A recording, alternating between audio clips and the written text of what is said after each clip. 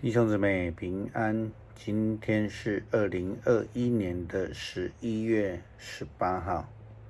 今天的经文是诗篇132篇第1到12节，列王记下卷第22章1到第10节，使徒行传第7章54节到第8章第1节。今天要跟大家分享的主题是让上帝欢喜。基督徒的生命目的是为了什么？或是说我们应该这样说基督徒应该要怕人呢，还是要敬畏上帝？虽然我们知道基督的信仰并不是为了使人害怕，使用恐吓的方式，但是我们也非常明白知道，如果人不怕上帝，那么就一定会乱的。我们不应该是为了自己的利益，然后完全不思考如何让上帝喜悦。我们应该更积极的角度来看基督徒的生命，所作所为都应该是为了让上帝满意，让上帝欢喜。就像我们常常讲的 WWJD What would Jesus do？ 如果我们做一件事情，我们就去思考，如果耶稣基督他在面对这件事情的时候，他会怎么做？那这个就是我们的标准了圣经也告诉我们，无论做什么，都要从心里做，像是给主做的，不是给人做的。因为你们知道，从主那里必得着基业为赏赐。你们所侍奉的乃是主基督，那行不义的必受不义的报应。主并不偏待人。这是哥罗西书第3章23到25节的经文。我们回到今天的旧约，列王记下卷22章第1节到第10节。这一段经文里面记载了列王时期的约西亚王。我们知道列王时期有很多的王，那很多人都是做的不让上帝很满意的那约西亚王跟他的父亲其实是完全相反的典范。圣经呢给他们的评语分别是这样子，我们先讲他的爸爸亚门亚门登基的时候22岁，在耶路撒冷做王2年。他的母亲米书利密是约提巴人哈鲁斯的女儿。亚门他行耶和华上帝眼中看为恶的事，与他父亲马拿西所行的一样，行他父亲一切所行的，敬奉他父亲所敬奉的偶像，离弃耶和华他列祖的神，他不遵行耶和华的道。列王记下卷21章19到22节。对于他的儿子约西亚王，圣经的评语却是这样子约西亚王8岁的时候做犹大王，在耶路撒冷统治了31年。他的母亲名叫耶底大，是波斯加城亚大雅的女儿。约西亚做了上主认为对的事情，他跟随先祖大卫王的脚步，不偏左也不偏右。如何要能够让上帝欢喜呢？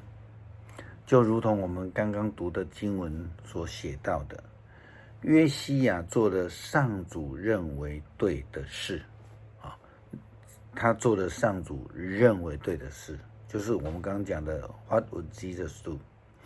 他跟随先祖大卫王的脚步，不偏左也不偏右。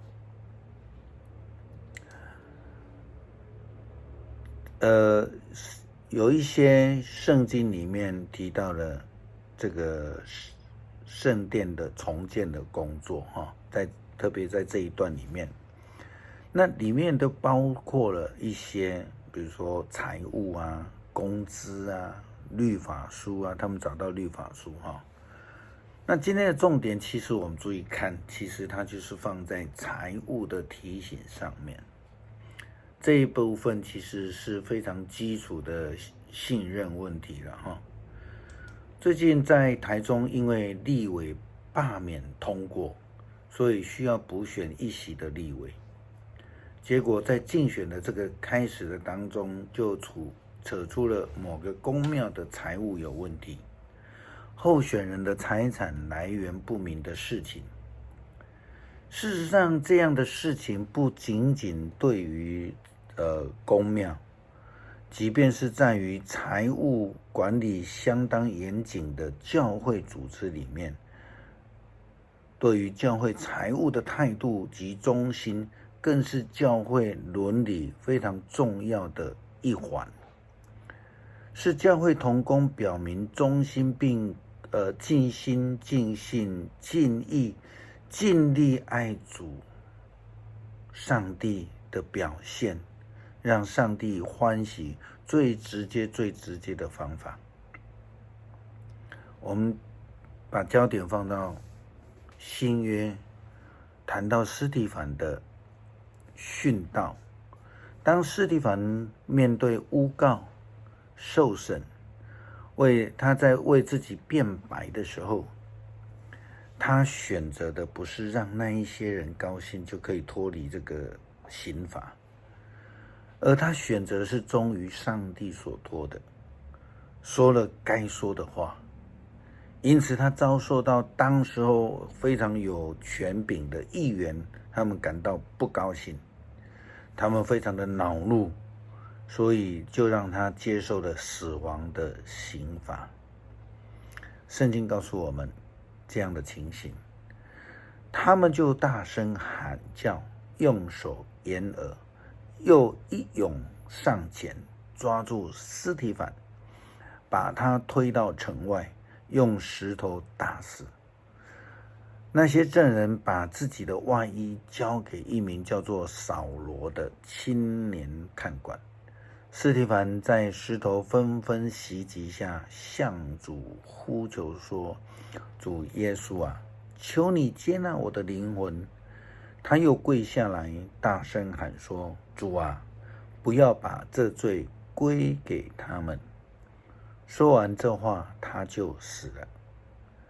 这当中有两个非常重要的角色。第一个当然是我们今天看到的主角殉道者司提反，他的态度、他的作为以及他所受到的结果。另一位则是自认为很自义的为上帝的公义而逼迫初代教会跟信徒的扫罗。他非常满意的看到司提反被处死的结果，这个其实就是标准的让人高兴却得罪了上帝。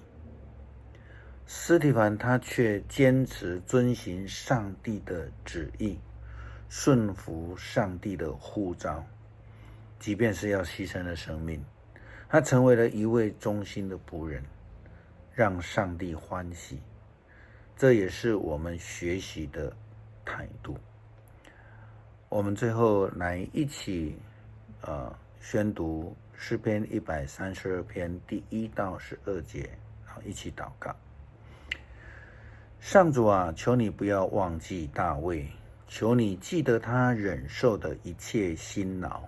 上主啊，求你记住他怎样向你许愿，怎样向雅各的全能上帝发誓说：在我为上主找到地方，为雅各的全能上帝找到住所以前，我绝不进我的家，我绝不睡觉，也不打盹。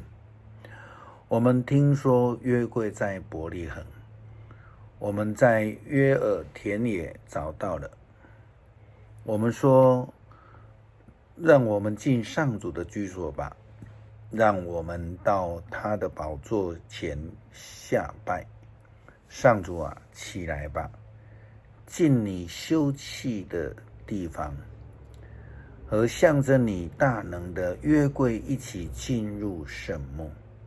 愿你的祭司披上正义，愿你的子民高声欢呼。上主啊，你曾应许你的仆人大卫，求你不要遗弃你所选立的王。你对大卫发了誓，绝不收回。